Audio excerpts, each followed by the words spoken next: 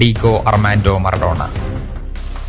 986 ലോകകപ്പിൽ അയാൾ കളം മാറുന്ന നിഴൽ പോലെ 66 മീറ്റർ നീളത്തിൽ 10.8 സെക്കൻഡിൽ 6 പേരെ വെട്ടിയൊഴിഞ്ഞ് ചരിത്രത്തെ സ്തബ്ധമാക്കിയ ആ ഗോൾ മാത്രം മതി കാലത്തിന് അയാളെ അടയാളപ്പെടുത്താൻ. അന്നതും തീർത്ത് 13ാമത്തെ ലോകകപ്പും കൊണ്ട് റൊസാരിയോയുടെ തെരുവുകളിൽ വന്നിറങ്ങി അർജന്റീനക്കാരുടെ മിന്നലായി അയാൾ അവതരിച്ചു.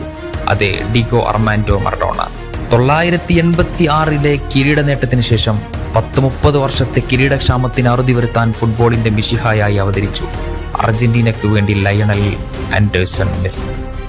28 വർഷത്തെ കിരീട വരൾച്ചയ്ക്ക് വിരാമമിട്ട് അതൊരു തുടക്കമാക്കി ടീമിന് നൽകിയ ആത്മവിശ്വാസം വലുതായിരുന്നു. രാജ്യത്തിന് വേണ്ടി ഒന്നും നേടാത്തവനെന്ന വിളിപ്പേരിൽ നിന്ന് 2021 കോപ്പ അമേരിക്ക നേടുമ്പോൾ ടൂർണമെന്റിലെ top scorer, top assist provider, best player തുടങ്ങി സകലമാന സ്റ്റാറ്റസുകളിലും ഒന്നാമനായി മുന്നിൽ നിന്ന് നയിച്ചവൻ.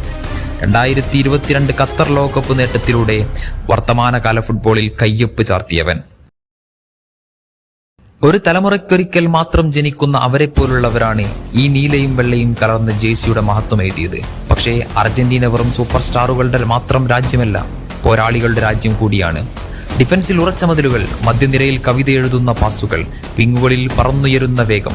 ഖത്തറിന്റെ ചൂടിലും സമ്മർദ്ദത്തിലും ലോകം മുഴുവൻ വിറച്ചപ്പോൾ അർജന്റീന ഒരു ടീമായി മാറി.